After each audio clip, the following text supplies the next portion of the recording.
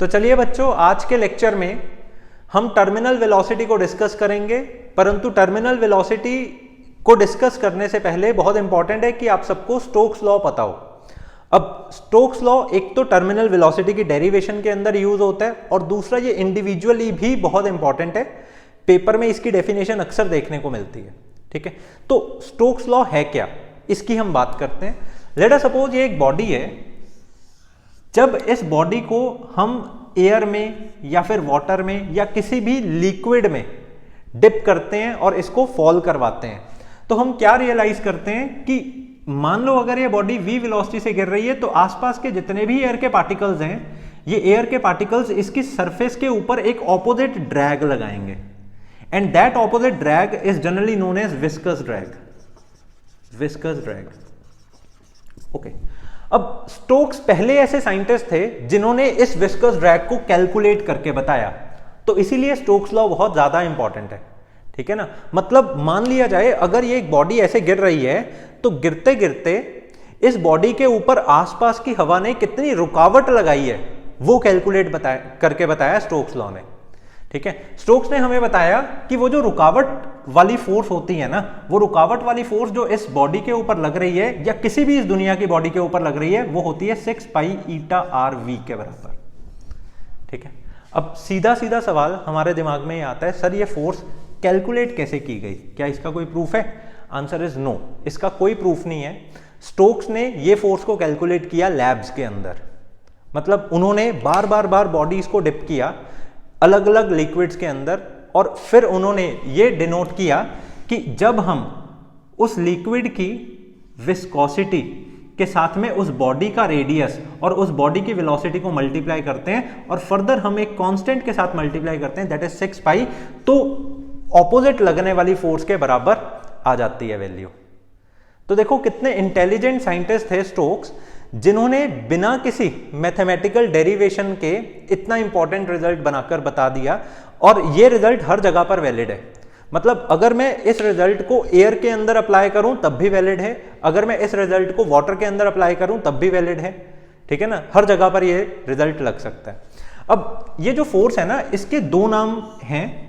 आपको अगर क्वेश्चन में ये अलग अलग वर्ड्स देखने को मिले तो आप समझ जाना वो विस्कस फोर्स की बात कर रहे हैं, वो इस स्टोक्स लॉ की बात कर रहे हैं। ठीक है ना, सबसे पहला नाम है इसका विस्कस ड्रैग। ठीक है, दूसरा नाम है इसका स्टोक्स फोर्स। ठीक है ना, तो Stokes force and viscous drag one and the same thing. अब अगली बात आती है स्टोक्स लॉ की डेफिनेशन। स्टोक्स लॉ की डेफिनेशन मैंने एकदम प्रॉपर वाली बोर्ड के ऊपर लिखी हुई है, आपको ये डेफिनेशन समझनी है और पेपर में लिख कर आनी है।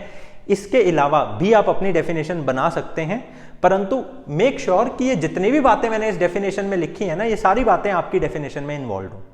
ठीक है ना, या फिर सीधे बात मैं आपको बोलूंगा, ये इजी है, ज्यादा मुश्किल भी नहीं है, आप इसी को याद कर लें। ठीक है, तो क्या है इस डेफिनेशन में? The backward viscous force acting on a small spherical body of radius r. मतलब कोई भी एक स्मॉल स्फेरिकल बॉडी है जिसका रेडियस आर है, उसके ऊपर ऑपोजिट लगने वाली विस्कस फोर्स जो होती है वो होती है 6 पाई ईटा आर वी। ये मैंने इस डेफिनेशन में लिखा है। ठीक है, अब देखिए ये भी बात सच है कि हमारी फिजिक्स उस चीज को एक्सेप्ट ही नहीं करती जिसकी डेरिवेशन ना हो, मतलब जिस चीज के ऊपर मैथ्स ना लगा हो, फिजिक्स के अंदर वो चीज वैलिड नहीं है।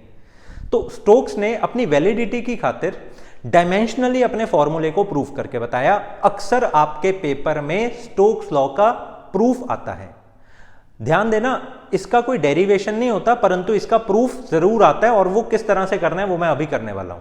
ठीक है, तो proof of Stokes law. Proof के अंदर शुरुआत में हम लिखते हैं कि ये जो स्टोक्स फोर्स है ये 3 चीजों के ऊपर डिपेंडेंट होती है। सबसे पहली चीज होती है विस्कोसिटी। ठीक है जी, दूसरी चीज होती है रेडियस, तीसरी चीज होती है वेलोसिटी। मतलब आपकी ये जो बॉडी है, इस बॉडी के ऊपर ऑपोजिट वाली फोर्स कितनी लगेगी वो 3 फैक्टर्स पर निर्भर करती है। One is viscosity, another one is radius and third one is velocity. Viscosity को हम ईटा से डिनोट करते हैं, रेडियस को हम r से डिनोट करते हैं और वेलोसिटी को हम v से डिनोट करते हैं। तो मतलब हमारी ये जो फोर्स है it is directly proportional to viscosity, radius and velocity. जब डायरेक्टली प्रोपोर्शनल हमने हटाया तो इक्वल टू लगाया और इसके साथ में लग गया कांस्टेंट, साथ में इसके आ गया ईटा, आर एंड वी। ओके, अब डायमेंशनल फॉर्मूले आपको इन चारों चीजों के पता होने चाहिए, तभी आप स्टोक्स लॉ की डेफिनेशन डेरिवेशन कर सकते हैं, ठीक है ना। तो फोर्स का फॉर्मूला डायमेंशनली क्या होता है, MLT-2। अगला ईटा का क्या फॉर्मूला होता है dimensional formula, that is ML-1T-1। ध्यान रखना ये ईटा का फॉर्मूला इंडिविजुअली भी आ सकता है, बहुत बारी मैंने सैंपल पेपर्स में भी देखा है इसको, ठीक है। रेडियस का डायमेंशनल फॉर्मूला क्या होता है, L, ठीक है, और वेलोसिटी का डायमेंशनल फॉर्मूला क्या होता है, LT-1। ओके, अब इसमें एक कंफ्यूजन है, ऐसा तो है कि विस्कोसिटी पर ये रोकने वाली फोर्स डिपेंड करती है, रेडियस पर भी डिपेंड करती है और वेलोसिटी पर भी डिपेंड करती है, बट वी डोंट नो कि वो विस्कोसिटी पर डायरेक्टली प्रोपोर्शनल है, इनवर्सली प्रोपोर्शनल है, किस प्रोपोर्शनैलिटी में है। तो इसीलिए हम इसके ऊपर A लिख देंगे, B लिख देंगे और C लिख देंगे। मतलब अगर बाय चांस हमारा ये जो विस्कोसिटी है ये इनवर्सली प्रोपोर्शनल हुआ तो अपने आप ये एक ही पावर, मतलब A की वैल्यू क्या आ जाएगी, -1 आ जाएगी। A की वैल्यू -1 आने पर ये डिनोमिनेटर में आ जाएगा। अगर ये रेडियस को डायरेक्टली प्रोपोर्शनल होना हुआ तो b की वैल्यू क्या आ जाएगी, 1 आ जाएगी। अगर वेलोसिटी को स्क्वायर प्रोपोर्शनैलिटी में आना हुआ तो c की वैल्यू 2 आ जाएगी, ठीक है ना। तो मैं जस्ट आपको एक एनालिसिस करना सिखा रहा हूं, ये हम डायमेंशनल फॉर्मूलेज में भी किया करते थे चैप्टर 1 में +1 के, कि जब भी कभी भी हमें ये ना जानकारी हो कि वो डायरेक्टली प्रोपोर्शनल है, इनवर्सली प्रोपोर्शनल है और हम फॉर्मूला बना रहे हो, तो हम हमेशा पावर्स में क्या ले लिया करते हैं, ABC, ठीक है ना। अब टाइम आ गया डायमेंशनल फॉर्मूले पुट करने का, हम फोर्स की जगह पर पुट कर देंगे MLT-2, ठीक है, इक्वल टू कांस्टेंट का कोई डायमेंशनल फॉर्मूला नहीं होता, ईटा का डायमेंशनल फॉर्मूला हम पुट कर देंगे ML-1T-1, और क्योंकि इसकी पावर में है A।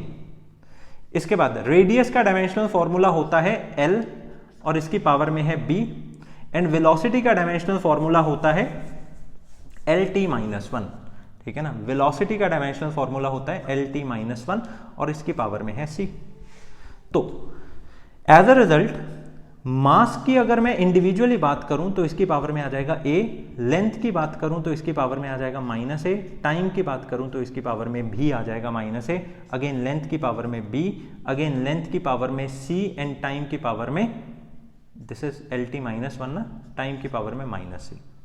अब सभी चीजों को हम कंबाइन कर देंगे, मास की पावर में है A, लेंथ ये भी है, ये भी है और ये भी है, तो बेटा लेंथ की पावर में आ जाएगा -A + B + C, and time की पावर में आ जाएगा -A - C। तो जब हमने इन दोनों को इक्वेट किया तो A की वैल्यू हमारे पास निकल कर आ गई 1, ठीक है ना, क्योंकि इसकी पावर 1 है तो मास और मास को, इनकी पावर्स को मैं इक्वेट करूंगा तो A की वैल्यू निकल कर आई 1। नेक्स्ट इधर है हमारे पास लेंथ, और लेंथ की पावर में क्या है 1, और इधर है हमारे पास -A + B + C, तो इधर लेंथ की पावर में 1 है तो this will also be equal to 1। Next time की पावर में क्या है -A - C, और इधर इसकी पावर में है -2 and this is equal to -2। अब जब आप इन तीन इक्वेशंस को सॉल्व करेंगे तो आपको A की तो वैल्यू देखो पता ही है, आपको B और C की भी वैल्यूज पता लग जाएंगी। जैसे कि जब आपने A की वैल्यू को पुट किया इस इक्वेशन में तो आपके पास आ गया -1 - C = -2, so as a result आपके पास आ गया -1 + 2 = C, एंड C की वैल्यू आ गई 1, ठीक है ना। तो A की वैल्यू भी 1 है और C की वैल्यू भी 1 है। जब आपने A और C की वैल्यूज को यहां पर भरा तो आपके पास में आ गया -1 + B + 1 = 1, ठीक है। तो 1 से कट गया 1, तो B की वैल्यू बेटा आ गई 1, ठीक है। तो तीनों वैल्यूज A की भी, B की भी और C की भी, तीनों की तीनों वैल्यूज आपके पास में प्राप्त हो गई 1। तो आपका ये A और B की A, B और C की वैल्यूज को इसमें पुट करना बता देगा आपको स्टोक्स लॉ, ठीक है ना। जब आपने इसको इसमें पुट किया तो आपके पास फोर्स की वैल्यू आ गई k times eta are v, और k बाद में प्रैक्टिकल्स में कैलकुलेट किया गया, this k is equal to 6 pi, तो एज अ रिजल्ट आपके पास में बन गया force is equal to 6 pi eta are v. तो बेटा अगर कभी भी आपको स्टोक्स लॉ पेपर में आए तो सबसे पहले आपको ये डेफिनेशन लिखनी है, उसके बाद में आपको ये प्रूफ करके दिखाना है, और लास्ट में आपको force is equal to 6 pi eta are v निकालकर उनको दिखाना है, तब आपको पूरे मार्क्स मिलेंगे। ठीक है जी, ओके। तो स्टोक्स लॉ की बात हो गई खत्म। अब बात करेंगे टर्मिनल वेलोसिटी की। देखो हमारी नेचर में सबसे इंपॉर्टेंट और सबसे काम का कोई फंडा अगर अप्लाई हो रहा है ना, तो वो टर्मिनल वेलोसिटी का ही है। एग्जाम्पल के तौर पे मान लिया जाए जब बारिश होती है, तो बारिश होते समय जो भी पानी की बूंदें नीचे गिर रही होती हैं, आप ऐसा सोचकर चलिए कि अगर अर्थ के ऊपर हम किसी भी चीज को ऐसे फॉल करवाते हैं तो इस चीज की क्या होती है, एक्सेलरेशन होती है। ठीक है ना, तो मतलब इतनी ऊंचाई से जब पानी की बूंदें नीचे गिर रही होती हैं तो वो भी तो एक्सेलरेट करती हैं, मतलब उनकी भी तो हर सेकंड के बाद वेलोसिटी 9.8 क्या होती रहती है, इंक्रीज होती रहती है। जनरली ऐसा देखा जाता है कि पानी की जो बूंदें हैं वो जब गिरती हैं तो उसके बीच में 35 टू 36 सेकेंड्स का मिनिमम टाइम इंटरवल होता है। तो मतलब अगर एक सेकंड में उस पानी की बूंद की वेलोसिटी 9.8 बढ़ रही है, तो 35-36 सेकेंड्स के अंदर वो कितनी ज्यादा हो जाएगी, और इतनी ज्यादा वेलोसिटी होने के बाद जब वो हमारे सिर पर पड़ेगी तो एक बहुत भयानक इंजरी करेगी। तो हमारी नेचर में इस बात का ख्याल रखा गया है कि होता क्या है, जब वो पानी की बूंदें पड़ रही होती हैं, एक लेवल के बाद जब वो हमारे एटमॉस्फेयर में एंटर करती हैं तो आसपास की जितनी भी हवा होती है वो उस पानी की बूंद के ऊपर ऑपोजिट फोर्स लगानी शुरू कर देती है और उसकी वेलोसिटी को बढ़ने ही नहीं देती। तो अगर उसकी वेलोसिटी बढ़ती ही नहीं है, दैट मीन्स एक लेवल पर आकर उसकी वेलोसिटी स्टॉप हो जाती है, और फिर जब वो हमारे ऊपर आकर पड़ती है तो कोई इंजरी नहीं होती। ठीक है ना, जिस लेवल पर उस पानी की बूंद की वेलोसिटी स्टॉप हो जाती है और बढ़नी बंद हो जाती है, उसी लेवल की उसकी वेलोसिटी को हम बोलते हैं टर्मिनल वेलोसिटी। ठीक है, याद रखना, इसी कहानी को याद रख लेना, आप कभी अपनी डेफिनेशन गलत नहीं लिख के आएंगे। और अगर आप चाहते हैं टर्मिनल वेलोसिटी की एकदम एक्यूरेट डेफिनेशन, तो वो मैंने यहां पर लिखी हुई है आपके लिए। The maximum constant velocity acquired by a body while falling through a viscous medium is called terminal velocity. वो ज्यादा से ज्यादा वेलोसिटी जो उस पानी की बूंद ने एक्वायर कर ली जब वो हवा जैसे विस्कस मीडियम में गिर रही थी, that is the terminal velocity. और ये टर्मिनल वेलोसिटी कैलकुलेट की गई और वो इसके बराबर आई 2/9 r² रो माइनस सिग्मा इंटू जी अपॉन ईटा। अब हम प्रूफ करेंगे कि ये टर्मिनल वेलोसिटी इसके बराबर किस तरह से आती है। आप फटाफट इसकी डेफिनेशन को नोट डाउन कर लो, इसके बाद हम टर्मिनल वेलोसिटी का प्रूफ करेंगे।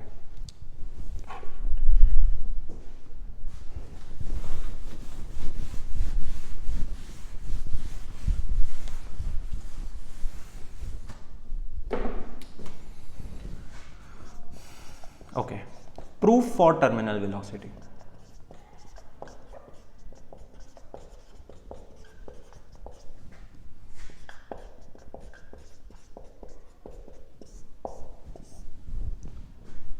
लेट अस सपोज ये कोई भी एक बॉडी है, हम इसको पानी की ड्रॉप भी बोल सकते हैं। ये पानी की ड्रॉप नीचे गिर रही थी v वेलोसिटी के साथ में। ऑब्वियसली इस पानी की बूंद के अंदर कुछ लिक्विड के पार्टिकल्स हैं जो भरे हुए हैं, ठीक है ना, तो उन लिक्विड के पार्टिकल्स का कुछ मास भी होगा। तो वो मास के कारण जो डाउनवर्ड फोर्स लग रही है वो कितनी लग रही है, m इंटू जी जितनी लग रही है। इसके बाद हमने ये नोटिस किया कि जब ये पानी की बूंद नीचे गिर रही थी तो जितने भी रास्ते के एयर के पार्टिकल्स आ रहे थे ये उन एयर के पार्टिकल्स को डिस्प्लेस कर रही थी। तो जब भी कभी भी कोई भी बॉडी किसी भी फ्लूइड में ड्रॉप की जाती है तो जितने भी रास्ते के पार्टिकल्स होते हैं उन पार्टिकल्स को हटाया जाता है।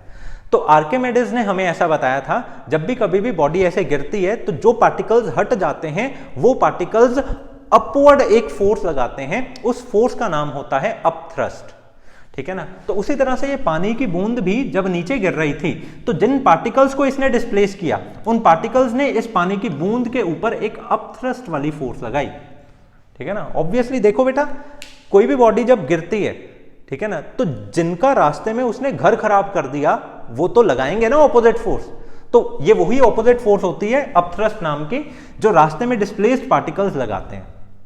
अब दूसरी बात हमें बताई है स्टोक्स ने कि जब ऐसी कोई ड्रॉप गिरती है तो जो भी पार्टिकल्स कांटेक्ट के होते हैं वो उसकी सरफेस के ऊपर ऑपोजिट ड्रैग भी लगाते हैं। तो मेक श्योर ये आपको पता हो कि विस्कस ड्रैग और अपथ्रस्ट वाली फोर्स दोनों अलग अलग चीजें हैं। अपथ्रस्ट वाली फोर्स लगी पार्टिकल्स के हटाने की वजह से, विस्कस ड्रैग लगता है जो रास्ते के पार्टिकल्स हैं वो वैसे ही अपने सरफेस टेंशन की वजह से उन लिक्विड के पार्टिकल्स के ऊपर ऑपोजिट ड्रैग लगाते हैं, ठीक है ना। तो ऑपोजिट डायरेक्शन में एक और फोर्स लगेगी जिसको हम बोलते हैं विस्कस ड्रैग, उसको मैं F से डिनोट कर रहा हूं, ठीक है ना। तो यहां पर क्लियर भी मैंने कर दिया, F वाली जो फोर्स है दैट इज विस्कस ड्रैग, ठीक है जी। और ये किसके बराबर होती है? 6 पाई ईटा r v के बराबर होती है। और U वाली जो फोर्स है ये अपथ्रस्ट है, और इसका एज सच हमें कोई फॉर्मूला नहीं मालूम तो हम बना लेते हैं। कोई भी फोर्स हो उसका फॉर्मूला क्या होता है? मास इनटू एक्सेलरेशन, ठीक है जी। ओके, अब मास कितना है? मास भी नहीं हमें पता, ये बेसिकली अपथ्रस्ट लगाई किसने है? जितने आसपास के पार्टिकल्स को उसने हटाया, ठीक है ना। मास का फॉर्मूला होता है volume into density into acceleration, ठीक है जी। तो आसपास कितने एयर के पार्टिकल्स चिपके हुए थे, ठीक है ना, उनका वॉल्यूम क्या होगा? 4/3 पाई r क्यूब, ठीक है जी। क्योंकि ऑब्वियसली अगर मेरी ड्रॉप मैंने स्फेरिकल मानी है तो जो भी पार्टिकल्स चिपके होंगे वो भी तो क्या होंगे? स्फेरिकल ही होंगे ना। ओके, अगली बात, उनकी जो डेंसिटी है, ध्यान देना डेंसिटी बेटा हमारे पास 3 प्रकार की होती है। एक होती है लैम्डा वाली डेंसिटी, एक होती है सिग्मा वाली डेंसिटी और एक होती है रो वाली डेंसिटी। अगर कोई भी लाइन के ऊपर पार्टिकल्स की डेंसिटी की हम बात करें वो हमेशा लैम्डा से डिनोट होती है। अगर किसी भी सरफेस के ऊपर हम पार्टिकल्स की डेंसिटी की बात करें वो हमेशा किससे डिनोट होती है? सिग्मा से। और अगर मान लो मैं बात करूं लिक्विड की ड्रॉप के अंदर जो लिक्विड के पार्टिकल्स भरे हुए हैं, मतलब किसी वॉल्यूम के अंदर, ठीक है ना, उसकी अगर मैं बात करूं वो हमेशा किससे डिनोट होती है? रो से। अभी अभी जो हम अपथ्रस्ट की बात कर रहे हैं वो आसपास के पार्टिकल्स ने लगाई है। किसके ऊपर लगाई है? इसकी सरफेस के ऊपर लगाई है।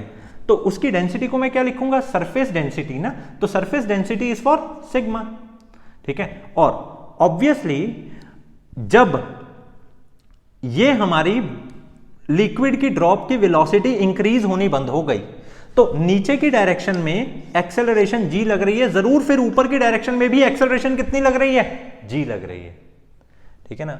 याद रखना, बॉडी अपनी वेलोसिटी बढ़ानी तब बंद कर देती है जब नीचे वाली फोर्स एंड ऊपर वाली फोर्स जो लग रही होती है वो बराबर होती है। नीचे वाली फोर्स g है तो जरूर ऊपर वाली फोर्स भी कितनी होगी? g। तो at the place of acceleration we have installed g, ठीक है। तो अपथ्रस्ट वाली हमारी फोर्स क्या है? 4/3 पाई r क्यूब सिग्मा इंटू जी। ओके, अब अगली हम बात करते हैं अपनी डाउनवर्ड वाली फोर्स की। Downward force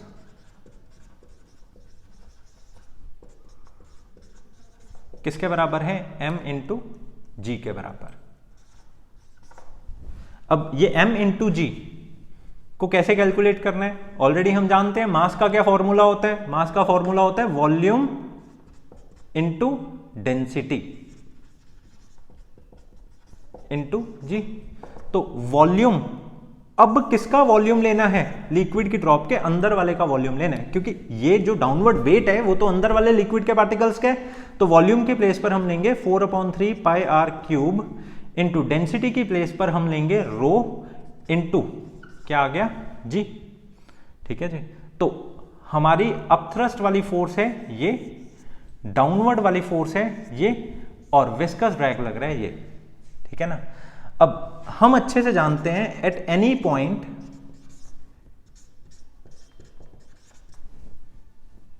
velocity stops increasing.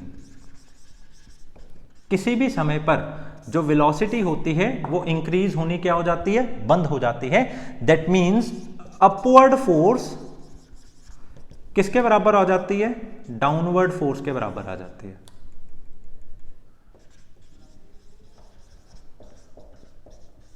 ठीक है ना। तो बेटा अपवर्ड लगने वाली फोर्स कौन कौन सी है, U प्लस एफ, और डाउनवर्ड लगने वाली फोर्स कौन कौन सी है, M इंटू जी। तो अपवर्ड लगने वाली जो फोर्स है वो है 4/3 pi are cube into sigma into g, plus upward F नाम की भी फोर्स लग रही है, और ऑलरेडी मैंने क्लियर किया हुआ है F नाम की फोर्स क्या है, विस्कस ड्रैग। और ये जो विस्कस ड्रैग है ये है 6 पाई ईटा आर वी के बराबर। This is equal to M into g. M into g वाली फोर्स है 4/3 pi are cube into rho into g. कुछ नहीं किया मैंने बस U की जगह पर बेटा U वाली फोर्स को भर दिया, F की जगह पर मैंने F वाली फोर्स को भर दिया, और M इंटू जी की जगह पर मैंने M इंटू जी वाली फोर्स को भर दिया। अब इसको सॉल्व करना है और टर्मिनल वेलोसिटी कैलकुलेट करनी है। सॉल्व करने के लिए मैं 4/3 pi are cube and 4/3 pi are cube वाली चीजों को इकट्ठा कर रहा हूं। तो हमारे पास आ गया 6 pi eta are V is equal to 4/3 pi are cube into rho into G minus 4/3 pi are cube into sigma into G. इन दोनों में से 4/3 pi are cube into G आ गया common, and as a result हमारे पास बन गया रो माइनस सिग्मा। ठीक है, इक्वल टू के इस साइड आ गया 6 पाई ईटा आर वी। पाई से कट गया पाई, आर से कट गया इसके ऊपर का क्यूब, और हमारे पास रह गया सिर्फ स्क्वायर। तो एज अ रिजल्ट हमारे पास में आ गया 6 eta and velocity is equal to 4/3 r square into g into rho minus sigma. इसके बाद वेलोसिटी किसके बराबर होगी, वेलोसिटी होगी 4/3 6 इंटू ईटा। कुछ नहीं किया मैंने 6 एंड ईटा को इसके नीचे भेज दिया। 6 into eta r square into g into rho minus sigma. ठीक है, अब 2 जा 4, 2 3 जा 6, ये हमारा बन गया 2/9 r square g upon eta into rho minus sigma. ठीक है जी, ये हमारी जो वेलोसिटी है ये टर्मिनल वेलोसिटी है। ध्यान देना, ये टर्मिनल वेलोसिटी हमारे पास कब आई है, ये टर्मिनल वेलोसिटी बच्चों हमारे पास तब आई है जब मैंने अपवर्ड वाली फोर्स और डाउनवर्ड एक्टिंग फोर्स को इक्वल रखा। जब अपवर्ड वाली फोर्स और डाउनवर्ड एक्टिंग फोर्स को हमने इक्वल रखा, दैट मीन्स तब नेट फोर्स कितनी हो गई है, 0 हो गई है। जब अपवर्ड और डाउनवर्ड वाली बराबर हो गई तो मतलब तब नेट फोर्स 0 हो गई। तो मतलब कोई भी वेलोसिटी ना कम हो रही है ना ज्यादा हो रही है।